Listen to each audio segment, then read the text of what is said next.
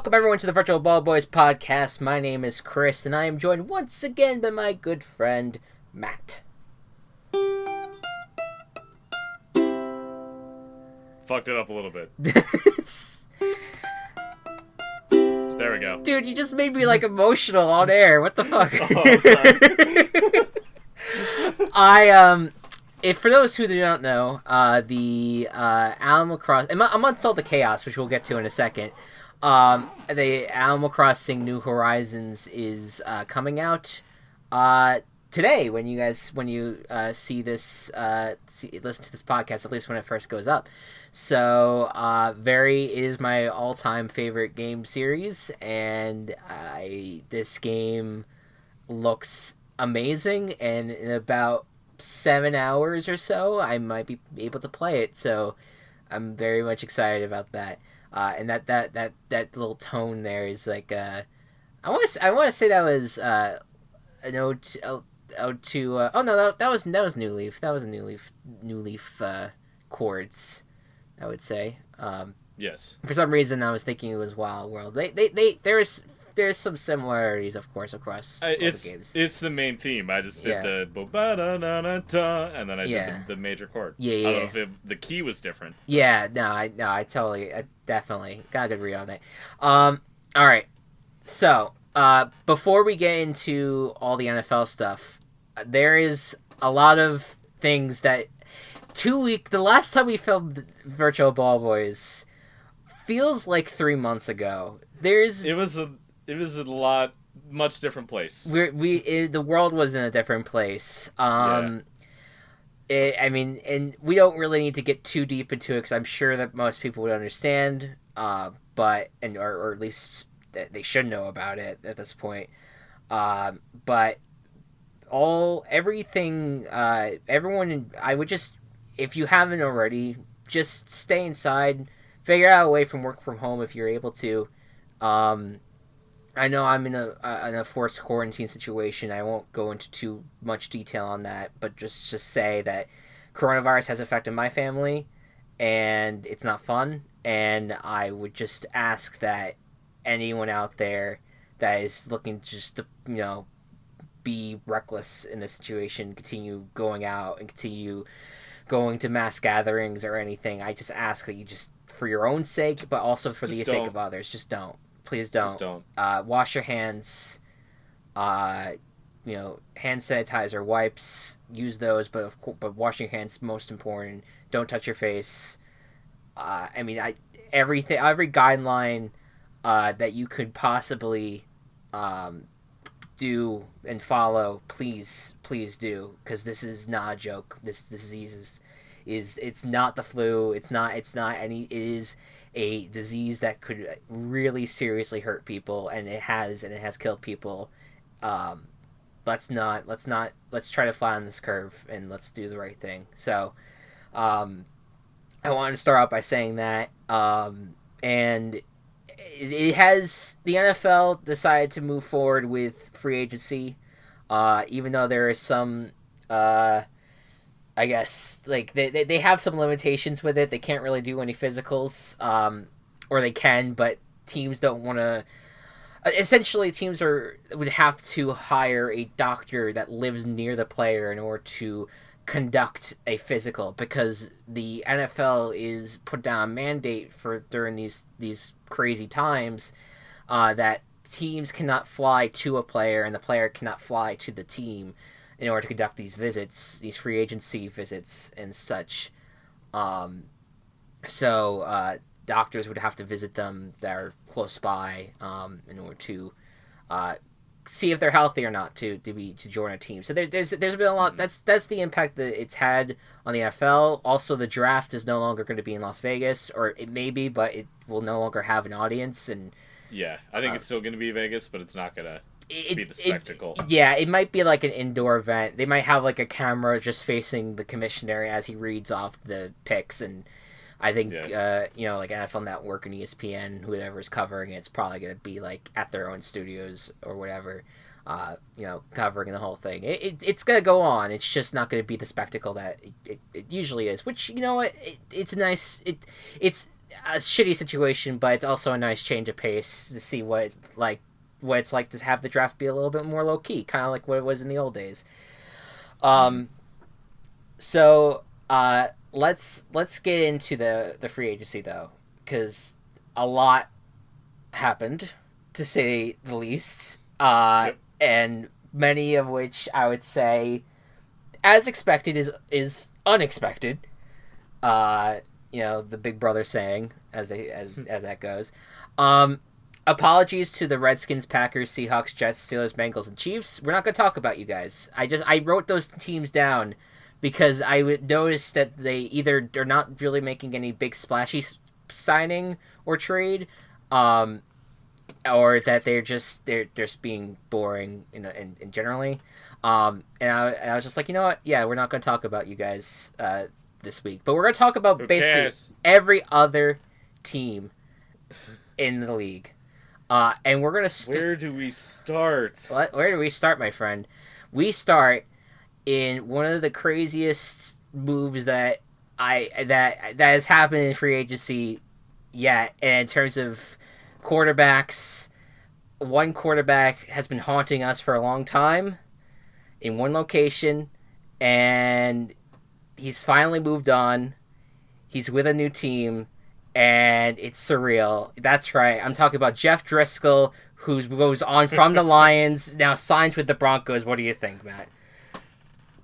How many quarterbacks do the Broncos have on their roster now? I think However many was before, because they also released Joe Flacco. Joe Flacco was also released today. Yeah. That's that I actually didn't even include Joe Flacco in the lineup. That's a really sad fall from grace compared to a fucking year ago. Yep. But that's what happens when you have a neck injury and you're not really playing that much at all. You kind of lose relevancy. But who knows? Maybe he'll surface somewhere that needs it. Maybe one of those. Maybe he'll be a Patriot. Who knows?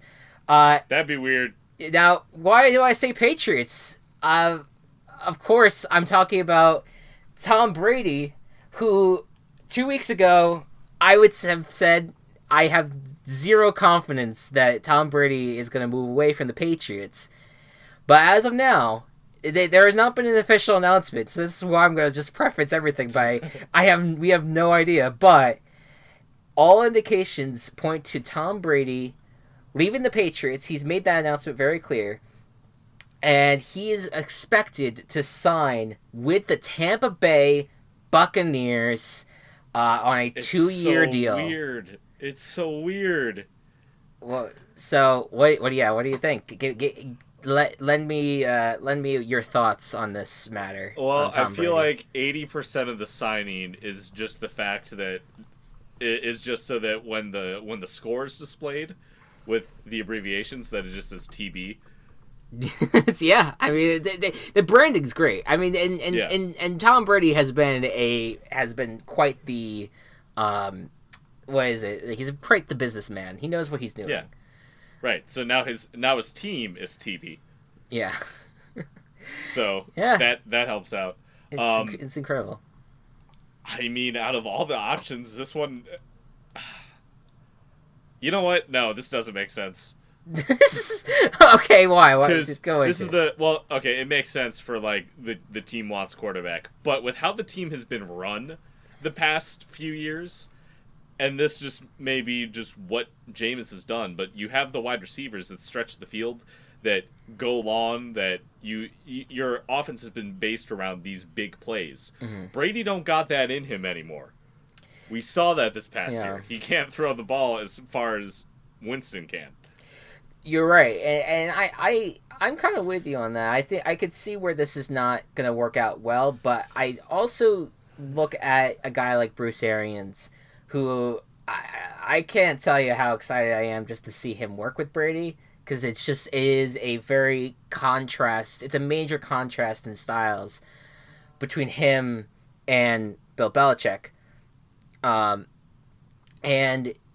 when it comes to Bruce Arians, he's a lot more relaxed, and he is through and through. He wants to really work on like a quarterback skill set and what they can do best. And so I think that he's going to try to work with Tom Brady and try to build an offense that works. And look, Mike Evans and Chris Godwin, I think that I think they're two good enough wide receivers. I mean, certainly they're both great in their own ways, but I think they're going to be able to adapt to an offense that might revolve around a little bit some more checkdowns where the wide receivers are going to might have to do a little bit more work, to get around things. I think that they can make it work, and who knows? Brady's weird. I feel like the guy is going to end up, he'll end up throwing a few deep balls that just end up working out well. And he has I feel like Mike Evans can catch a lot of different kinds of passes. If he throws it a little bit under, I think that Mike Evans could figure it out. Yeah. So, I just want to read a little bit of his statement that he sent out on Twitter. He said, I want to say thank you for the past 20 years of my life. And this was to the Patriots. Tom Brady said, I want to say thank you for the past 20 years of my life and the daily commitment to winning and creating a winning culture built on great values. I'm grateful for all that you have taught me. I've learned from everyone. You all have allowed me to maximize my potential, and that is all a player can ever hope for. Everything we have accomplished brings me great joy, and the lessons I have learned will carry on with me forever. And just to skip down here, although my football journey will take place elsewhere, I appreciate everything that we have achieved, and I'm grateful to our incredible team accomplishments. I've been privileged to have had the opportunity to know each and every one of you, and to have the memories we've created together. What is the impact on the Patriots? With the Patriots, they obviously still need to fill their quarterback. Yeah. Whatever that happens, Belichick will he'll figure it out, whatever that situation is. But it goes beyond Brady in the fact that a lot of their free agents are signing other places. Kyle Van Noy is another big one. He's, I think, on the Dolphins now. Teddy Karras too. Like these players beyond just Brady that are affecting how I think are going to affect how the Patriots fare next year. Yeah. It's like, and until we figure out who the quarterback is going to be, it's hard to cast judgment on this team. Right. I mean, your options right now are a few veterans in Joe Flacco, who's out there. Andy Dalton. Yeah, Andy Dalton. Yeah, Andy Dalton's available via trade right now, so you would have to give up picks for him. You also could trade for Cam, which we'll get to in a second. He's on the trade block. You can go with a younger prospect that's a little more that needs to prove himself in Jameis Winston. If you want to, I mean that would be funny as hell because that's a complete swap of quarterbacks. QB free agency swap, not just a trade. Yeah, no, it's just a free agency swap. So, this is, I find it fascinating. I think, I've said this since, when we were thinking about the idea of Tom Brady leaving the Patriots. I've always been on the boat that the minute that happens, the minute that they split, whether it's one person retires or they move on to another team, the league gets more interesting right out of the gate. And not that we didn't, it's not like the Patriots last year, did the same thing that they have the previous years. Like they lost in the wild card round. They were basically irrelevant in January. But it is still this fact that this was such a dominant team for so long. I'm excited to see how Bill Belichick handles it and builds his roster and what kind of team is going to be, if it's going to be a rebuild team or if they're going to try to compete for a Super Bowl right out the gate with the current roster, or if they are, and on the other side of that, I would like to see what Tom Brady does in a team that I think wants to try to win the Super Bowl. I think that's their goal right now, is that they're trying to make the run for the championship. Yeah. Do you think the Patriots win the division next year? Because I'm a hard no at this point. I can't. I'm going to say no. But I also need to see what happens the rest of this off, because this is early. We're filming this on 5:30 on a Thursday, the day after the new league year opened, and anything next few weeks, anything can retool these rosters, and we could see where these major prospects land. Yeah. I think if they do win their division, it's going to be on their defense.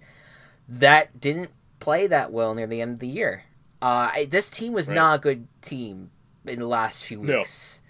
No. They were able to be a team like the Bills because they actually had to play opponents. Right. Yeah. Well, they ran into quarterbacks that were really good, and that would compared to the early season where they were not getting where things were a lot more easier for them. This is going to be a tough road overall, and I'm very curious to see how it all plays out. But Tom Brady, a Tampa Bay Buccaneer, cannot wait to see that announcement come through. Please, so wild. Please get it through before anyone has a change of heart. Next up on the list, so we had the idea of Tom Brady leaving. We did not think that the best wide receiver in the league would be changing teams, or one of the best wide receivers, I would say, in the league. So the morning started with a trade of David Johnson. The news was David Johnson is being traded to the Texans. Yeah. Or something like that. That was the first day. I was like, oh, okay, that makes sense. Mm-hmm. Good for the Cardinals. They get rid of this player who's been a big cap hit. Yep. And the Texans get this player who can fit into what they're trying to do on offense. David Johnson isn't in his prime anymore, but is still a good running back and an improvement over Carlos Hyde. But then the news a few hours later comes, and you find out that part of that trade was sending DeAndre Hopkins to the Cardinals. The David Johnson thing made sense because it fit into the offense of okay, you got Watson, you got Hopkins, you got wide receiver B, and you got David Johnson. That's a very serviceable offense, and David Johnson complements to that. But you get rid of the wide receiver, what happens? Yeah. You get rid of the best wide receiver in the National Football League. And it's not even we could talk about the player comparison in this notion, but I think a lot of people were really getting at Bill O'Brien for the new GM. He traded DeAndre Hopkins for a second-round pick and David Johnson, and even in trading DeAndre Hopkins, he sent a pick back to the Cardinals.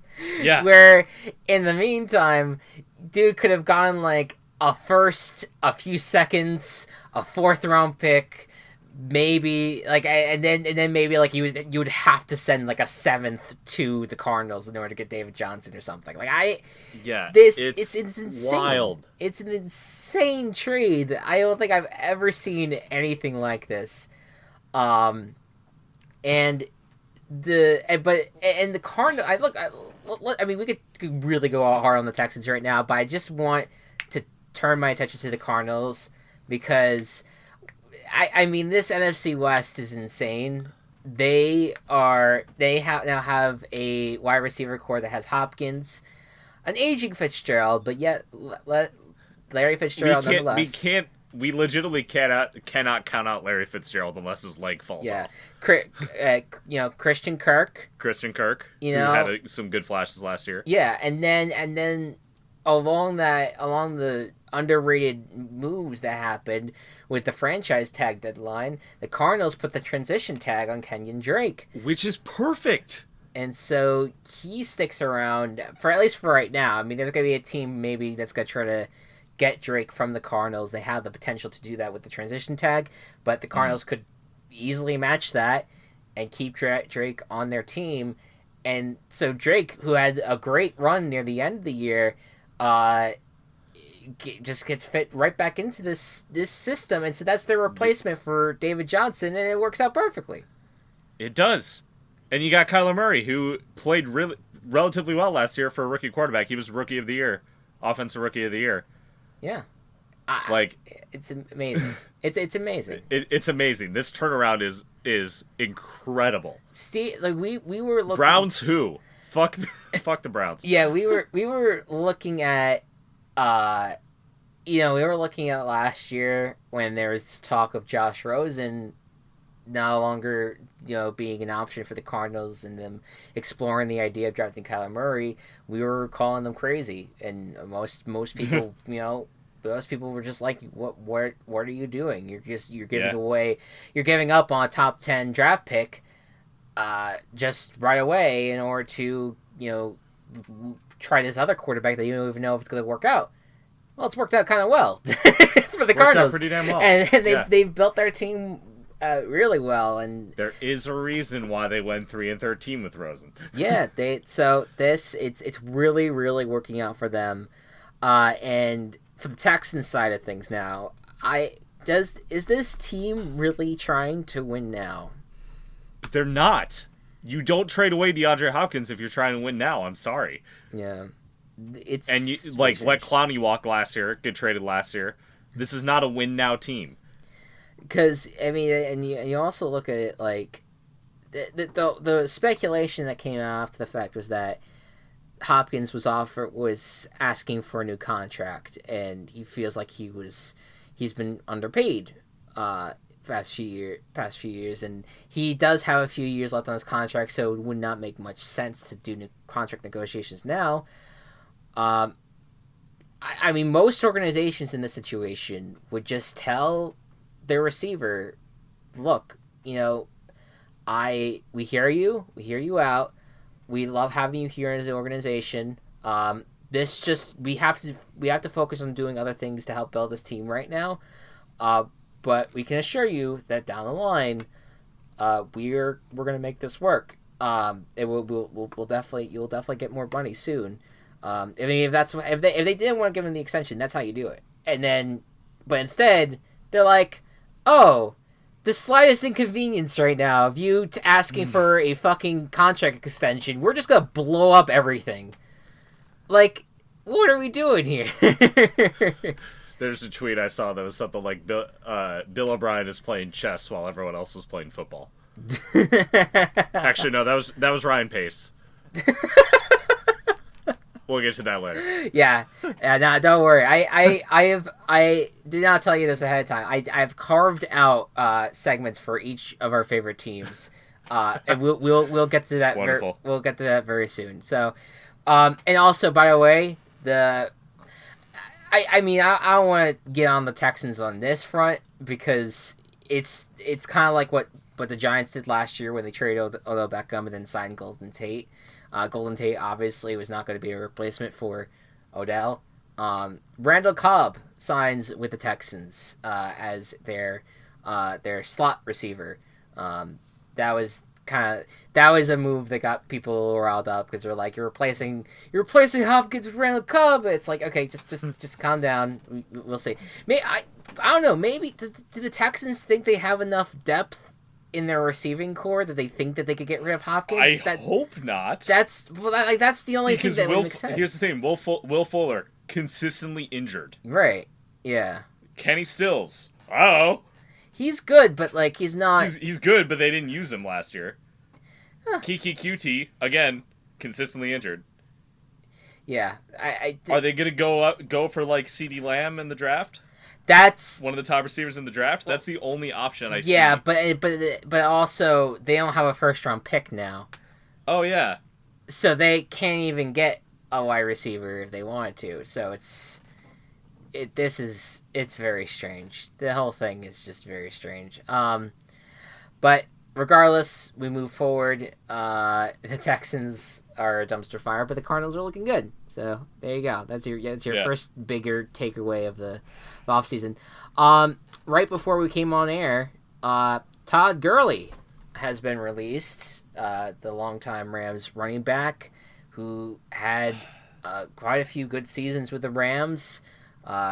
Early on in their Super Bowl run was a big factor before he kind of started to tamper off a little bit. He's been on and off his whole career, but he's just straight up released. They're not even going to try to trade him. What do you think? What do you think's happening here in this scenario? I think what they wanted Todd Gurley to be, he physically cannot be with his current injury issues. And rather than try to play the game anymore, the Rams are one of those like win now teams. Because they got the talent, and if they let it either age anymore, it's either going to be too expensive or they're not going to be as good anymore. We saw a bit of that last year. And they need that bell cow. They need that running back that when Goff isn't passing, they can just hand the ball to. They can do whatever the fuck they need them to. Mm-hmm. And Todd Gurley just isn't that type of running back. So they drafted Darrell Henderson last year to kind of be the Todd Gurley replacement in case Todd Gurley wasn't ready last year. Darrell Henderson, and I'm not just saying this because I'm biased because he's on my dynasty team, but is a fantastic running back that they spent a second-round pick on. And maybe third. Second or third. One of the two. Either way, high capital that they can now get some use out of if that's the way they want to go. I don't think Malcolm Brown is the running back of the future for them. Yeah. But still important enough, at least after last year where they matched Detroit's offer. As for Gurley, there's not a lot of places for Gurley to go. And the two places that I can think of are the Falcons, because the Falcons just released Devonta Freeman. Mm-hmm. Or the Buccaneers and team up with Tom Brady. Yeah, no, that'd be wild to have those two on the same That's team. a possibility. I think that now it was like, okay, what will the Buccaneers have to give up trade-wise in order to get Todd Gurley? Now it's like, well, just make the best offer to him, and he'll just come to you.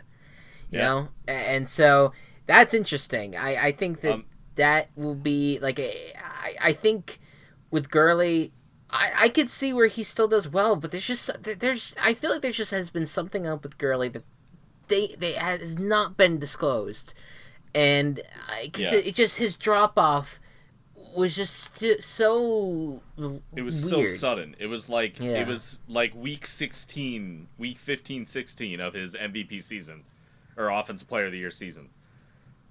Yeah, he just drops off, and it's like who knows what in the world is happening to him, if he's just not the same running back anymore or what. Mm. But very very very strange.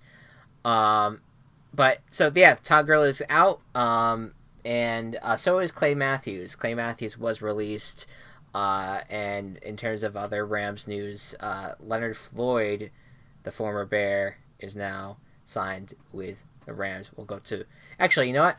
This is a good transition. Real quick, before we move on to other big news, let's go to the Bear Cave. And let's talk some Bears. And we'll start out with the acquisition of Nick Foles from the Jacksonville Jaguars for a 4th-round pick. Hit me with it, my friend. I have so many thoughts on this. Yeah, go for it. I don't know how to articulate them. Yeah. Because... go for it. Just try it. Clearly, despite all the talk that Trubisky was going forward, like, he's our guy for this year still, someone in the Bears, I think it was Nagy, was like, nah, this ain't gonna work. So they tried to go for Bridgewater. He ended up somewhere else because... he still would have had the potential to compete with Mitch for the spot. So instead, we go for Nick Foles, who has this monster contract and hasn't shown anything since his he was Carson Wentz's backup for the year after he was in the Super Bowl. Beat the Bears in the playoffs. I'll give him that. Yeah, well, that was the last game that Nick Foles won. True. That's also true. Yeah. Was in the playoffs 2 seasons ago. Yeah. Because we didn't see what he did last year because he broke his clavicle. Yeah. And then got benched for Gardner Minshew, who's now going to be Jacksonville's starter. But, like, I don't know what to think about Nick Foles because I don't know what kind of Nick Foles we're going to get. Are we going to get the usual non-Eagles Nick Foles, who just kind of is like a backup quality quarterback for his, I don't want to say existence, but just his career so far, minus the Super Bowl? Or are we going to get what he did at the end of that season and what he was through the playoffs? He's got a lot of pieces that have worked with him before. Nagy's worked with him before. I think Bill Lazor's worked with him before. I'm not certain on that, though. Yes, yes, he did. Yes. Bill Lazor was... John DeFilippo was his quarterback's coach that year. He's the quarterback's coach now and was the OC in Jacksonville. We didn't really get to see how that worked out because Jacksonville, again, he broke his clavicle. But I guess like it's an upgrade over Trubisky. How Trubisky's been. Bill Callahan, or Bill Lazor rather, that's what I meant to say. Bill Lazor, he actually was I want to say he was the quarterback coach. I don't know. He was a coach with Foles.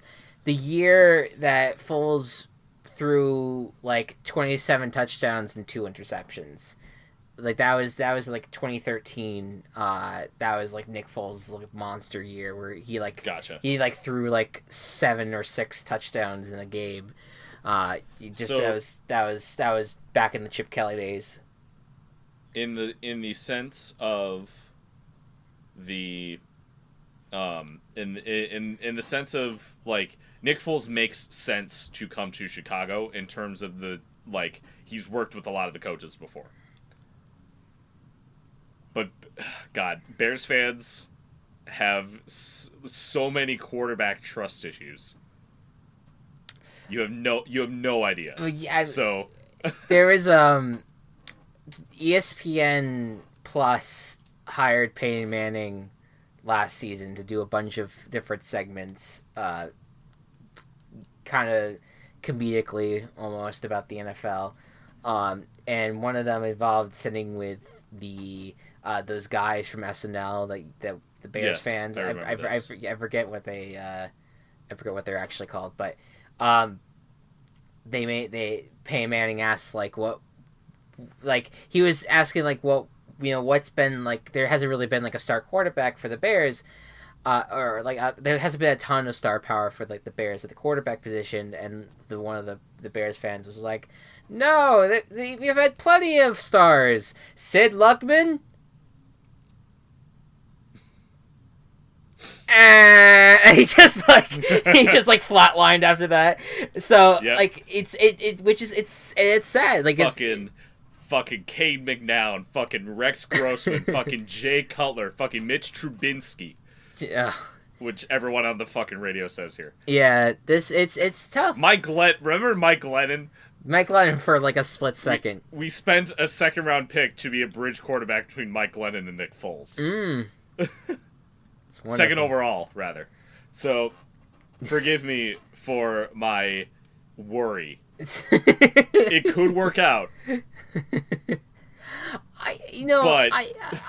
So here's what I'll say. I totally think you're valid on your worry, and I think that if I were to give you any reassurance, I think it's the fact that this is not reassurance. I think that Mitch Trubisky is probably going to be the starter out of the gate. I think so anyway. I think that Nick Foles, considering the compensation that the Bears gave up for it, a 4th rounder, I would think that could be backup quarterback there to maybe push Mitch a little bit before completely pushing him off. And I think that he's going to start out maybe like the first few games, but we know what happens when Nick Foles comes in as the backup for the year. That's what I'm excited about. Like, if Mitch can get us to the playoffs, and then we just switch to Foles. Yeah, and then you're done. You're good. Yeah, it's over. It's good. Yeah. So, best case scenario is a Tannehill situation.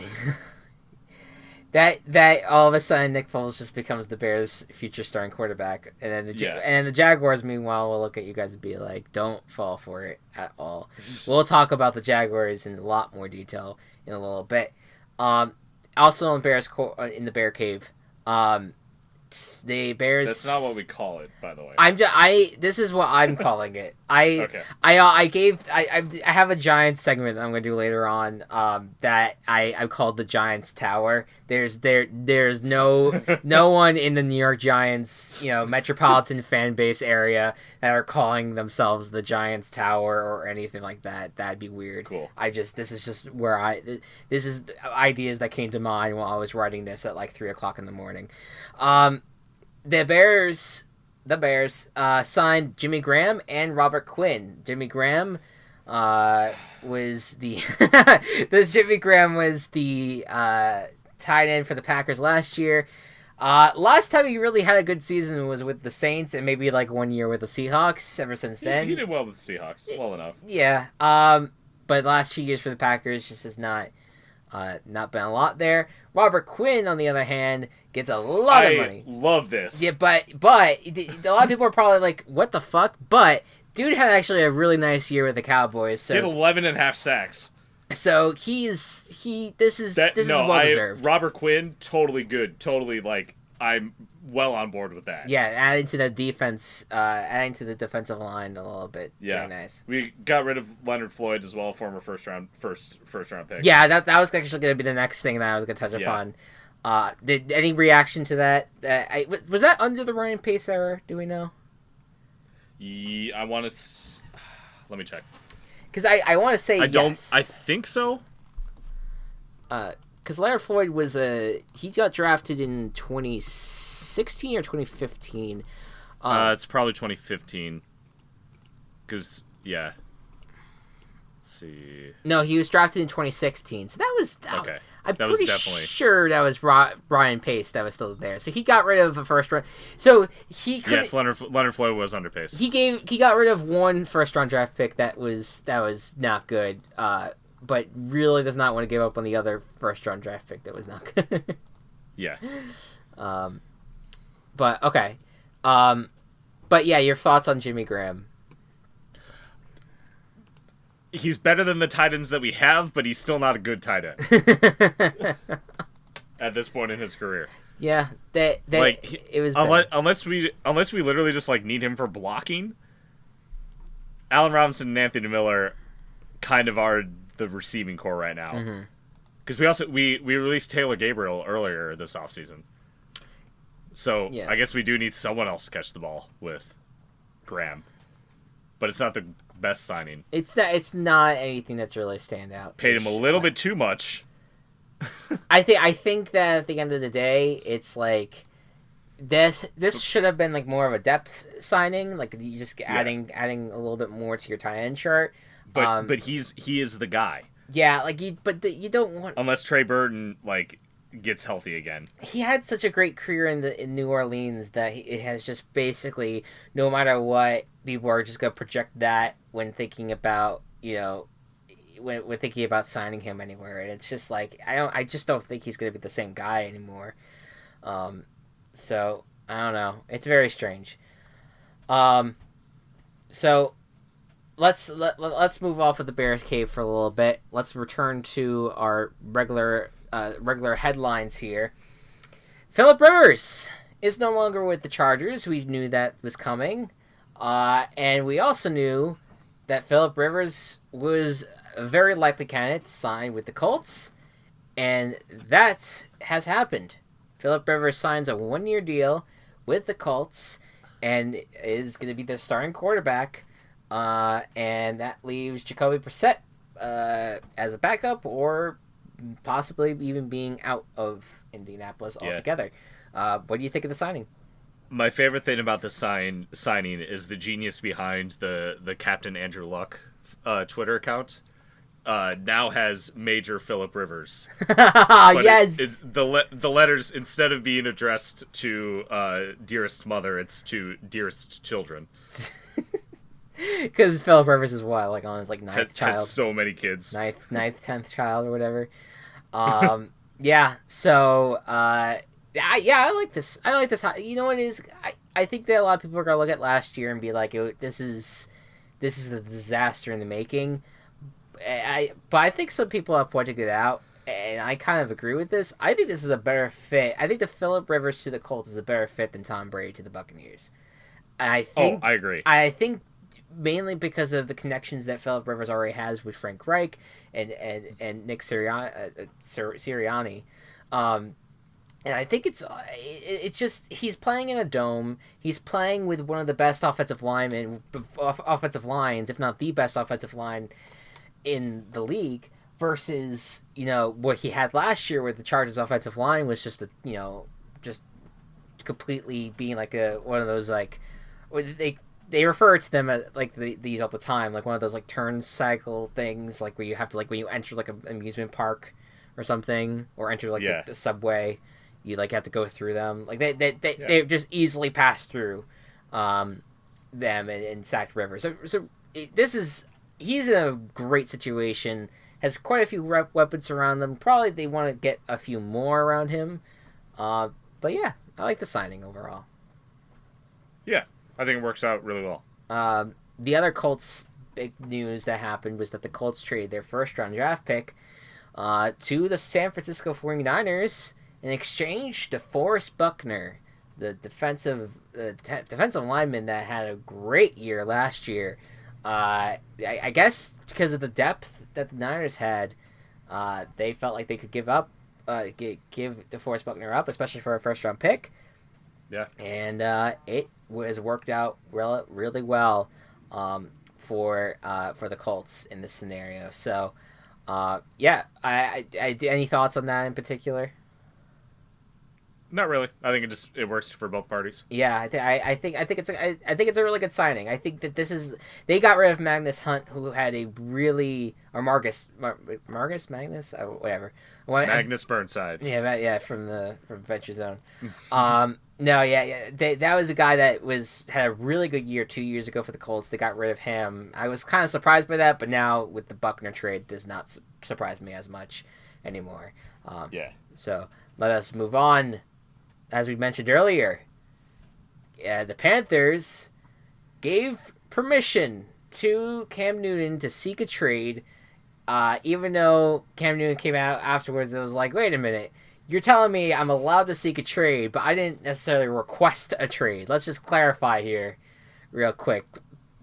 Like he was adamant on Instagram, basically saying, look, that I love Carolina. I want to stick around as long as possible, but they're basically forcing my hand in seeking a trade. They want me to seek a trade because they don't want me anymore. Bottom line. So that's where that's at. And in the meantime, the Panthers signed Teddy Bridgewater, and Teddy finally gets the starting gig he rightfully deserves. I like this. Yes, as a Panthers I really wanted. Yeah. Right. So as a Bears fan, when I first heard Teddy was like looking for, like potentially gonna be with the Bears, I was like, hell yes, this is great, because I really like Teddy Bridgewater.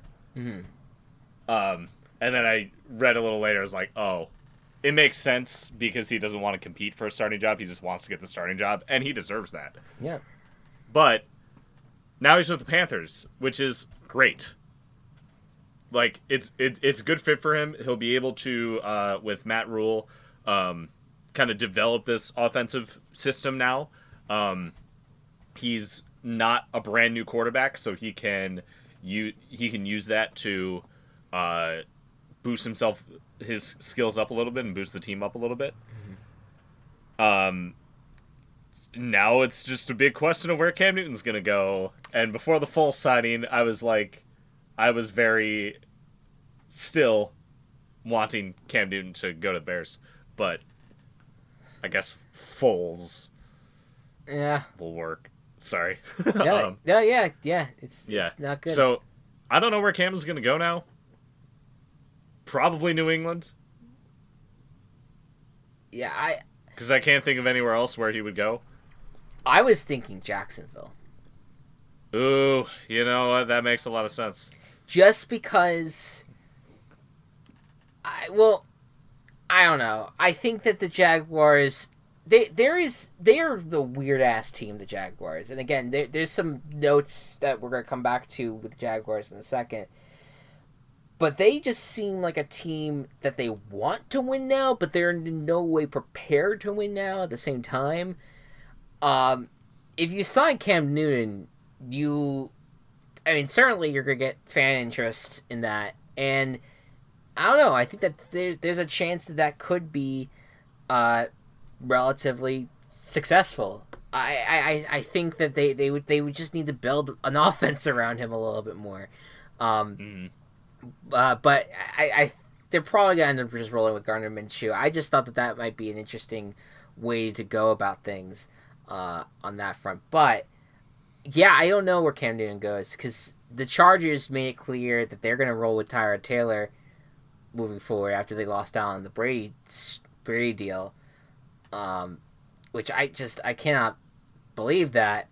But, I mean, what can even be said of like I don't even know, like I don't know why the Chargers would go in that direction. I think that any team, if Cam Newton is healthy, I just don't see why you wouldn't want to go after him, wouldn't try to sign him. He's still a good quarterback when he's healthy. I know that's the big thing, is that his health is the big thing, and I know that physicals are hard to come by right now because of the coronavirus measures. But just I would just say for anyone that is in need of a quarterback, just see if Cam Newton is healthy and then get everything to the Panthers to try to get him. Or Panthers release him and then he just gets to sign whenever he wherever he wants. But very just wild. But yeah, I'm with you on the Bridgewater front. Very excited for him. Gets the opportunity. He's a little bit of a game manager, but I think that's enough for a team that is in a rebuild. And he'll get the chance to maybe prove that he's not so much a game manager, that he could really show his stuff off as much as possible. Yeah. Let us move forward. Stefon Diggs is no longer with the Vikings. A man who has spent his Twitter life basically asking for a trade for like years now, at least since Kirk Cousins came around. He finally gets his trade, and he's going to the Buffalo Bills, who add to their wide receiver core that they currently have, but this is finally big time a wide receiver one that they can hang their hat on. Going to be absolutely honest, I did not hear this until just now. Wait, what? I didn't come across this past couple days, I guess. Wow. So that's cool. With everything that happened, I feel like you may have missed out on like some small news, but like that was like late in the Monday night. I want to say that. I understand. I guess it just fell through. I don't have any words. It just fell through for you. All right. Yeah. Fair enough.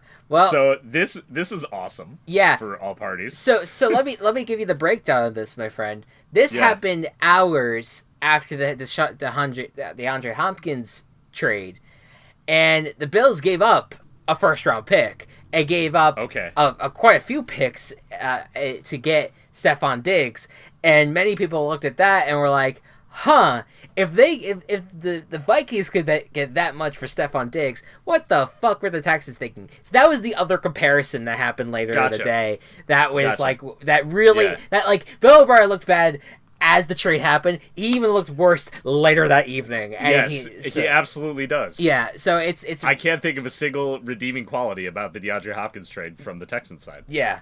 So Diggs is a big-time wide receiver, though. A guy who had a little bit more of a quiet year last year, I think, because, well, Thielen...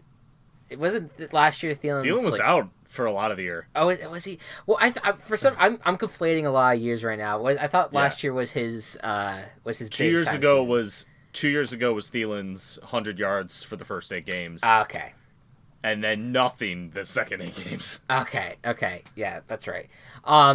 But, Stefon Diggs, he has been, like, the wide receiver 1/2 for the Vikings for a long time, and so, it is going to be uh it is going to be I think this is a great signing for the Bills. I think it works out great for them, and it's not the end of the world for the Vikings, but I do think that they would probably have to figure out a wide receiver 2 situation there. But hey, to get a first round pick for a wide receiver and that where you still have a wide receiver 1 on your roster, not bad for them at all. Yeah. It's an equal trade all around. It's a good win for everyone all around. How did I miss that? Yeah. I have no clue. But you know what? It's at least now you know. And that was the other well, there's a few big trades. We're going to talk about another one in a second. But yeah, that was just. If next time if we do this, I'll give you all the news items ahead of time so that way you can sure, yeah. But you know what? I also like the fact that you learned on the podcast because that's also good quality stuff. And one other Bills note that I wanted to make: Josh Norman signed with the Buffalo Bills. Last time we talked, he was still a free agent. That's how long 2 weeks are, where Josh Norman was still unsigned the last time we were filming. Yep. So, decent signing for them. All right. Calais Campbell. Back to the Jaguars. It's been traded to the Ravens. Yes, indeedy. Dude is the Walter Payton Man of the Year. We will not get to see that brown bust on the Jaguars uniform. Instead, it'll be in a nice purple and gold uniform. This Ravens defensive line is stacked because they also signed Michael Brockers, who is a longtime Rams defensive lineman. It's the Ravens. I was worried about some free agent and retirements from the Ravens. This totally just gets rid of those worries. I think that maybe the only concern I would still have with the Ravens is their offensive line because yes, Marshall Yanda going is going to be a little bit rough, but yeah. I mean that one of the big problems last year was they had the least that showed up in the playoff game, especially they could not stop the run, and getting a guy like Brockers who can stop the run, one of the better run stoppers in the league, and you get Calais Campbell who could continue getting pressure on the quarterback. I mean I think he's been consistently dominant, Campbell. From the moment he began his career with the Arizona, I think this is a win all around for the Baltimore Ravens. Very totally. nice job for them. And next up now just to go more into the Jaguars. Something related to the Ravens. Well, or no, I didn't have another Ravens thing. But there is another Ravens thing we could talk about. What was it? I forget. Hayden Hurst being traded to Atlanta. Oh, yes. Since Atlanta lost Austin Hooper to the Browns. Yes. Yeah. Austin Hooper goes to the Browns. Hayden Hurst goes to the Ravens, or goes to the Falcons rather. That's right. I forgot about that. Yeah, that was like a backup. But yeah, Hayden Hurst, he was the guy picked before Lamar Jackson. In the first round, and Hayden Hurst was not really used a lot because they had better tight ends that were used for the Ravens, and so it just kind of made sense that they had to get rid of Hayden and figure out another place for him, and it kind of worked out for them. I mean, yes, it still sucks that they wasted one of a first round pick a little bit on that, but they were able to get a second round pick in return for him. So not too bad of a situation on this one. So no. Definitely I look at that and I think it was a good trade all around. The Falcons need a new tight end that could work out for them. Also on the Falcons end, just to wrap that up, Dante Fowler Jr., who the former Jaguar and also the former Ram, signs with the Falcons as well. Real quick on the Jaguars front, I just wanted to make note that they. How in the fuck are they going to win next year? I look at this team, and I just think between the Jaguars and the Panthers, I look at these two teams as the two teams that are most likely to tank this year. Yes. And I don't see them having much other success beyond that. I really don't. Like, the reason behind keeping Doug Marrone is a win now kind of thing. Panthers make the most sense to tank. And they're kind of set up to do that. And it makes sense for them to. Mm-hmm. The Jaguars don't seem like they want to, yet they keep trading away all of their best players. So... Yeah, this is rough. This is a very weird circumstance that the Jaguars are in, and I don't see how Dave Caldwell and Doug Marrone keep their jobs for another year if the ownership, honest to God, thinks that this is a win now situation. It is just not. This is not. So all right, so here's a very hard question: which cat team is in the best position to succeed? Bengals. You think so? I think so. I will get to the Lions in a second. Okay. But I genuinely think the Bengals are on the right track compared to the other three. Yeah, I might agree with you. I'm because Panthers. I really like the Bengals offense next year. Yeah, and that's just guessing that Burrow is the one that's drafted for the Bengals. Yeah. I think that they have the offense that's going to be nice and fiery, and they also have a defense that continues to have two of the best defensive linemen in the game, Geno Atkins, Carlos Dunlap. They added a few other guys, a few other pieces that I'm blanking on, but in the free agency front, you know, they're in decent shape. See, you know what, Bengals, you're on my won't be talked about list. You get talked about anyway. There you go. There you go. You're welcome. Anyways, Titans re-sign Ryan Tannehill to a nice long-term deal, which allowed them to franchise tag Derrick Henry. In other Titans news, they also traded their longtime defender Jarrell Casey to the Broncos. Any thoughts on any of these moves? I think that Derrick Henry should have gotten contract rather than just franchise tag, but if it turns into a contract, I'll be okay with it. Yeah, I think that Henry is... After next year. Yeah, I think... After this year. Yeah, Henry is someone that... I think this was the best situation for them a little bit because I look at Henry and I think that Tannehill, they wanted to have him locked up nicely because they wanted to have... for once in their fucking franchise life, they wanted to have a quarterback stability. Henry, on the other hand, it's just running backs notoriously, and this is just nothing against Henry because he's been a beast and he could continue to play well next year and the following year after that.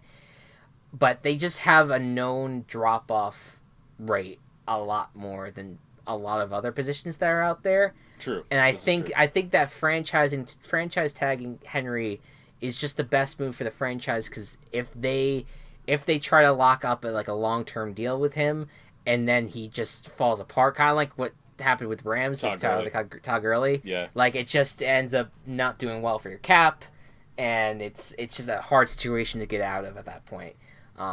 So I'm okay with it right now for Henry. Yeah. Jarrell Casey was surprised to see him get traded because he's been one of the more consistent defensive players. I think that part of it is the cap room situation. They wanted to free up some space for whatever I guess they're going to sign on the Titans front. But that was a little bit of a surprise with the Titans. I think the Broncos get a steal in this in getting some nice depth on that defensive line to really pair well with Von Miller and Bradley Chubb right behind him, and Justin Simmons, who's also franchise tagged, looking good in the secondary as well. And of course AJ Boye, who we did talk about last podcast. I think we did talk about that. Was because so much is just molding together.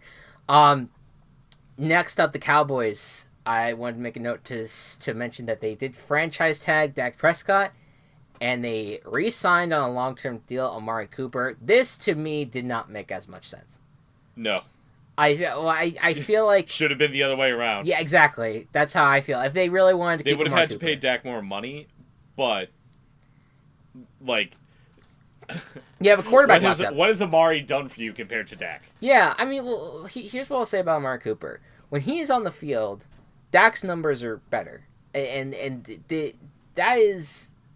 I think that Cooper can still be, he's a very good player, and I'm not gonna sit here and be like, that this is an amazing move for the Cowboys. I think that they did everything right. No, I think that they screwed up. They should have gotten this Prescott signing done sooner, gotten him locked up to a long-term contract, because that's what you're supposed to do with these franchise quarterbacks, not just do this whole franchise tag thing like the Redskins tried to do with Kirk Cousins, and we saw how that ended up. Dak has been so good.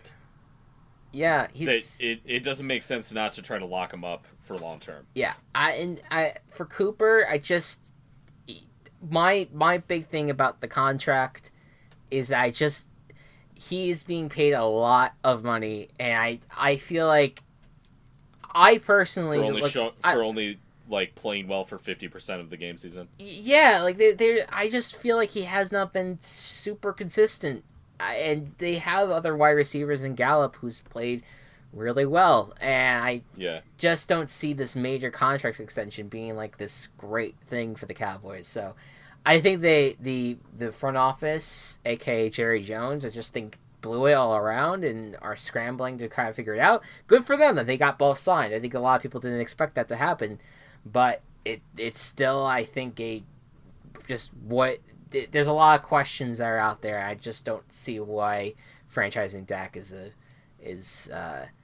a good thing if you, outside of just keeping him on your roster. Like that's the good thing overall. Darius Slay has been traded to the Eagles. The longtime Lions cornerback finds his home finally. He's been looking for a trade since the middle of last season. He's now with Philly, who needs the secondary help. The Eagles released Malcolm Jenkins yesterday, and now he's reunited with the Saints. Who I think Jenkins ends up being the replacement for Von Bell, who is now a free agent as well. Yes. What do you think of the Darius Slay trade? I think it makes sense. I mean, the Lions seem to. I don't know what to do with the Lions. How to feel about them, because they signed a bunch of like old Patriots players. And then they trade away. They trade away Darius Slay. Can I just say, there's a lot of surprises in this podcast. But if 2 weeks ago I had to predict what this podcast and the words that we'd be saying, hearing the words that the Detroit Lions signed a lot of old Patriots players would not surprise me in any way, shape, or form. No, but that's what happened. That's exactly what happened. It's like, they reunite with Matt Patricia. Yeah, oh my God, so much. Doesn't mean they're going to play better. Yeah. So I guess they're in rebuild. I can't tell with the Lions. They feel like they're a team that always wants to try to be good, but they're just not. Matt Patricia sucks.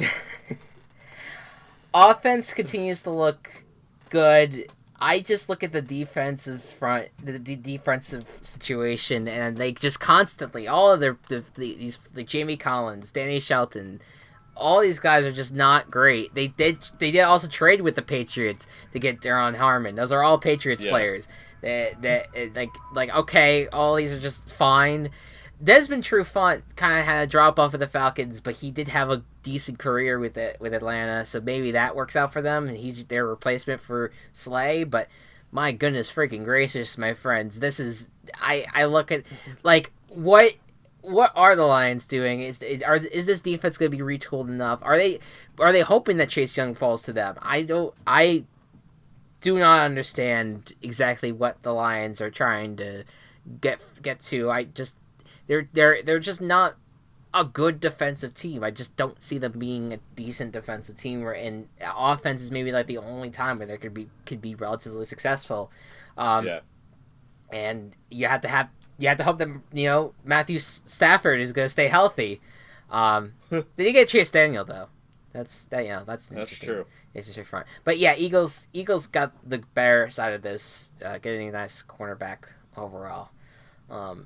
So very nice. See, that is a win now move, Jaguars. Yes, yeah, there you go. That the Eagles did.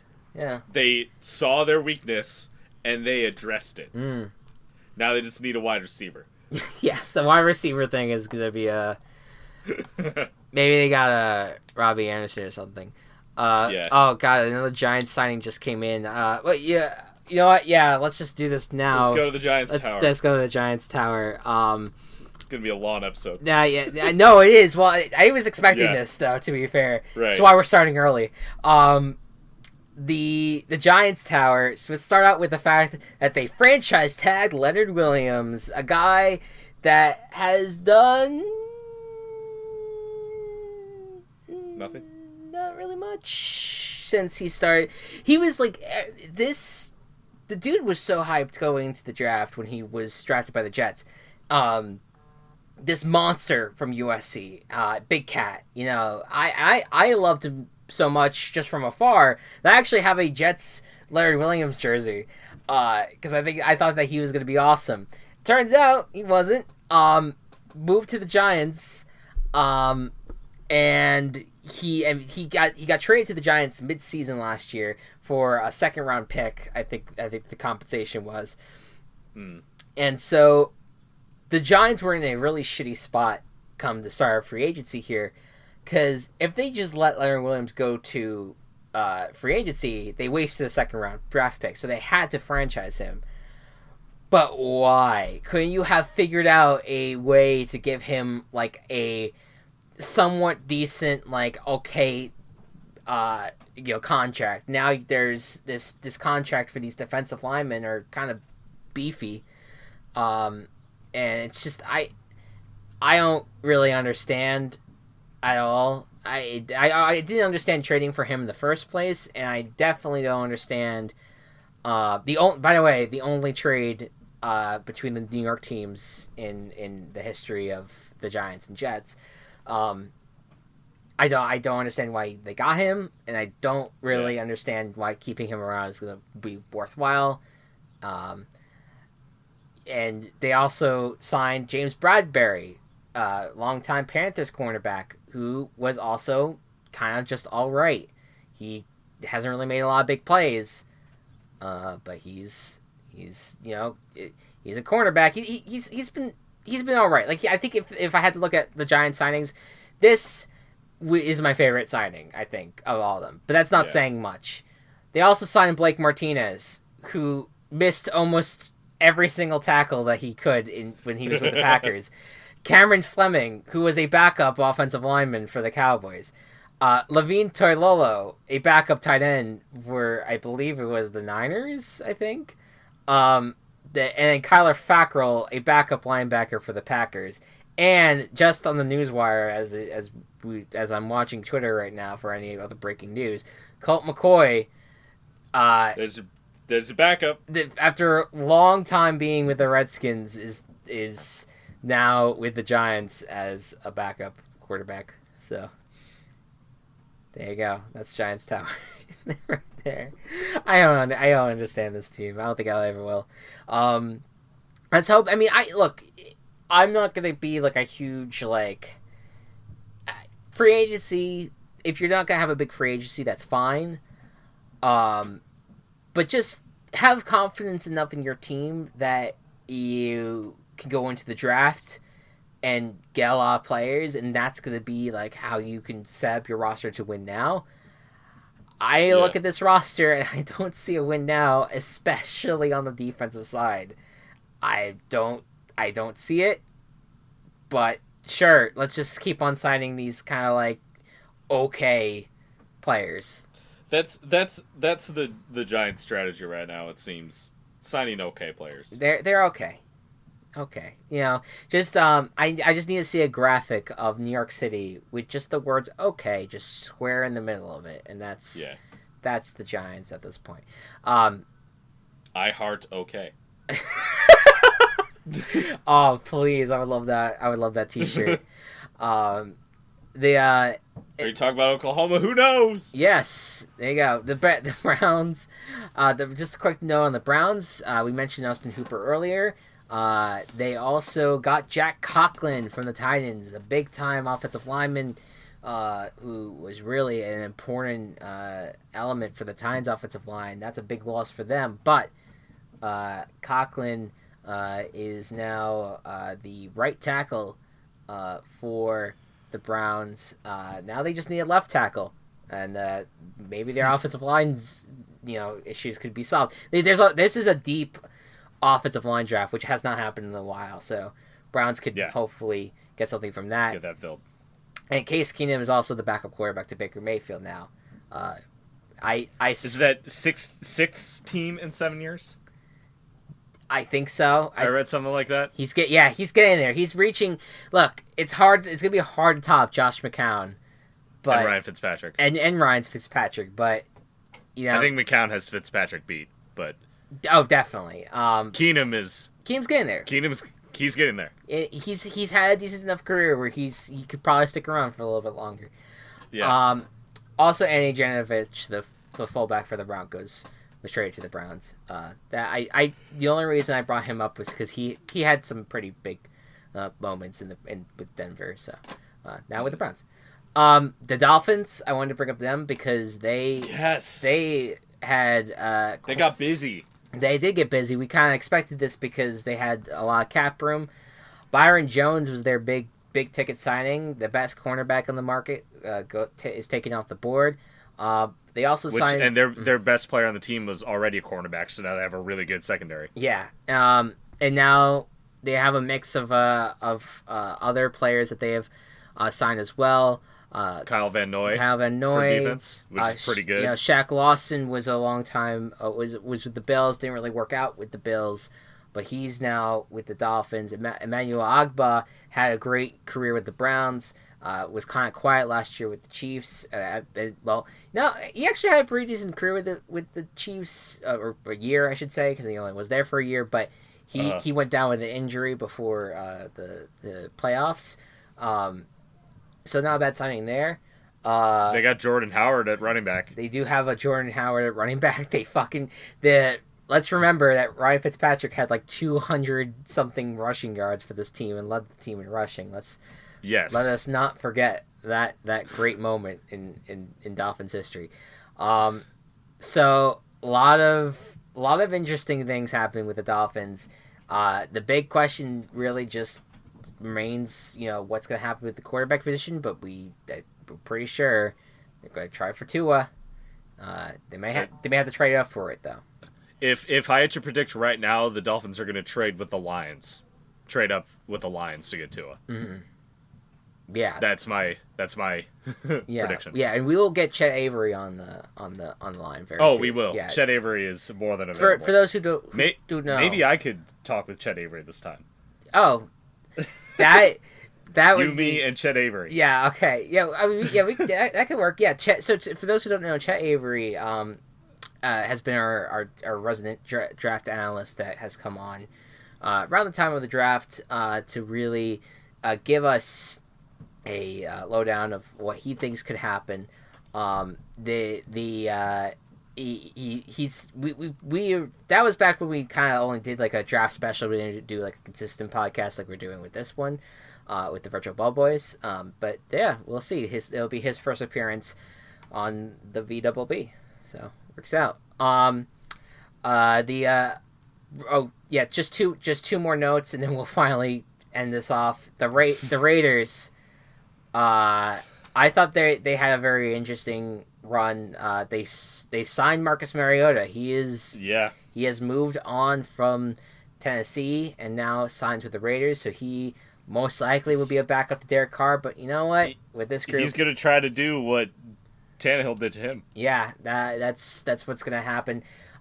Corey Littleton, a great linebacker with the Rams, signs with the Raiders. And Jason Witten, for the first time in his career, goes to a different team that's not the Cowboys. And Jason Witten and John Gruden are Monday Night Football broadcasters on the same team. How It's wonderful! Fucking great. And then Chargers, Chris Harris Jr., the longtime cornerback for the Denver Broncos, signs with his team. Linval Joseph adds to the defensive line big time. What a great signing, I think. Really, one of my favorite signings, I think, of the offseason, actually, in terms of like underrated stuff. Linval Joseph as a defensive lineman for the Chargers. And Brian Bulaga, longtime Green Bay Packer offensive lineman, also signs with the Chargers. So they've had a sneaky good offseason, I think, the Chargers, with the exception that they don't have a fucking quarterback, and they're going to try to rely on Tyrod Taylor for whatever reason that is. Or draft. Justin Herbert. Yeah. Yeah. That's well. Some people might. People think that it's gonna be the Dolphins and Chargers trying to vie for Tua, and that's gonna be fun. That'll be fun to watch when that comes around. Okay, so with that said, let's move on to the Virtual Ball Boys Football League. That the name seems to change every time we say. Yeah, I have written here Virtual Football League. I don't know. We'll keep on trading. Okay, so our last two teams were the Brainerd Paladins from Minnesota, and I forget the name of the California town. The Escondido Artisans. So are we in agreement that we want to try to do like D&D style, like medieval style type of thing? I'm totally down for that. We could make the attempt. Let me just, I'm trying to find my I had my town scrambler thing saved, generator, and I can't find it. While you're looking for that, so Minnesota and California are the two states that are currently represented, and because we're trying to diversify it as much as possible, the surrounding states of North Dakota, South Dakota, Iowa, Wisconsin, Oregon, Nevada, and Arizona are off limits. So if we get a town name in any of those, it's off limits. Okay. We got to re-roll. All right. Let's roll it. All right. Garden Grove. Where is Garden Grove? I absolutely hate with this generator that does not give me a fucking So there's a Garden Grove, California, and a Garden Grove, Iowa. Both of which are off limits. Okay. So we go again with 10 sleep. What in the fuck? How do you spell this? It's literally 10 and then sleep. 10 space 10 sleep. 10 sleep Wyoming. Does that work? Yep. It doesn't work with the population. Oh yeah, that's right. 260, so no. Damn it. Come on. I really wanted 10 sleep. Let's do East Chicago. That's in Indiana. That will definitely fit the population. Is Indiana is that off limits? No. Okay. Yeah, it fits the population. It's 29,000. East Chicago. Can we please do East Chicago Bears? No, we got to be more creative than that. Okay. All right. East Chicago is in a city, and so you knew this town then. So this is helpful. I knew of East Chicago's existence. Okay, all right. You don't have any other knowledge that you can sprinkle on us about the town? I just know that it's in Indiana, and it's in the weird part of Indiana that's in Central Time Zone. Okay. It looks like I don't know why it looks like this. If you're on the Wikipedia page, it looks like it's like sticking out of Indiana, or I don't know. That would be going into the lake, or that's just like a really weird. So the full map of Indiana is to the left there, with the county. The county's just weird shaped in that exact area. Okay, yeah. Weirdly shaped in that exact area. However, the shape of the county is about the shape of Indiana, which is why I think. Yeah, it looks. Honest to God, the East Chicago looks like a turtle head. Yeah. it's very odd. Yeah. And odd sticking out the way it is out of the county at least. Okay, so First thing I notice right here: Republic Steel, Youngstown Steel, LaSalle Steel, and U.S. Steel all eventually had steel making operations in the city. Okay. So very steel related thing, and that's kind of this industrial region of Indiana. So blacksmiths would be a early contender, I think, if we're still doing this. Yeah. Well, I'll be honest with you. We've been going for nearly an hour and a half, an hour 21 minutes. And so is this the fastest? I think so. Selection. Because you know I want to really dig into the history of East Chicago. I would love to learn. I wanted the part of this segment was just kind of like learning about cities and stuff. But I'm also at a point where we've been going for a little while now, and I'm ready to be done. So yeah. So what you need to know about East Chicago, it looks like it's in Indiana. It is very industrial based, and it's almost Illinois. It's almost Illinois. So all right, so we'll go East Chicago blacksmiths in Indiana. Now, the other two things, the colors. What were we thinking for colors?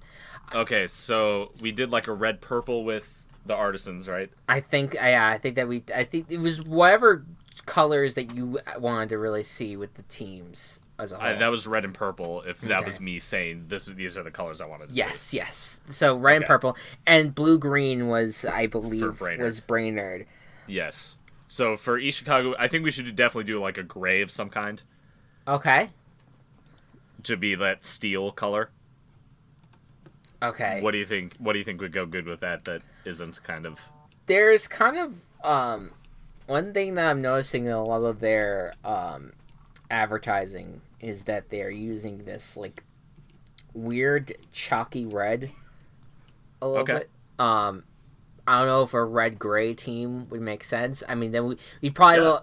I know that puts a cap on like how many red teams we could put in, but I mean at this point we're only really thinking about putting 8 teams together. So we could do that. So I mean, we would have to not do any more red-based teams. Yeah, we'll go for something else. Especially with red as more of an accent color to the gray, I'm totally fine with that. Yeah, and plus those are definitely like the East Chicago and Escondido. They're not going to be in the same, division or anything like that. So it kind of works out. Okay. Yeah.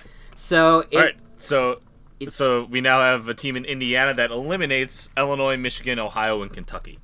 Okay, East Chicago blacksmiths, and I'm gonna guess that I it's been a bust a few times because literally I've just opted for the high school football field because there's just nothing else interesting. I'm gonna guess that it's gonna basically be the same for East Chicago. Yes. That there's really nothing else interesting for the field.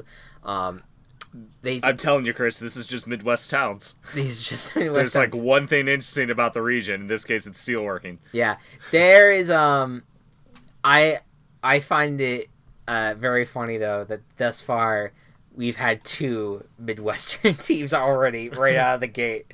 For our if only we could do 10 sleep. If only that was. I'm not comfortable with doing that.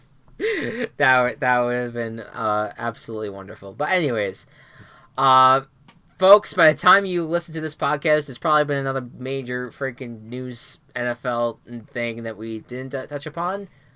We apologize for missing it, but we'll catch you in 2 weeks. I'm sure we'll keep track of it. Yep. In 2 weeks, we will talk about the continuation of free agency, any other free agency and trades. It'll be the start of draft season, so potentially Chet Avery will make an appearance. Who knows? The schedule, if a schedule can even be released during these hectic times, will potentially be announced around, after that podcast. So we might do some schedule predictions as well. So stay tuned for all of that. But with that said, thank you again so much for listening. And we will see you in 2 weeks. Good night and good ball. Virtual Ball Boys has been brought to you by Team Chaos Productions. Find us on Twitter at Virtual Ball Boys and find more of our work at Team Chaos Pods.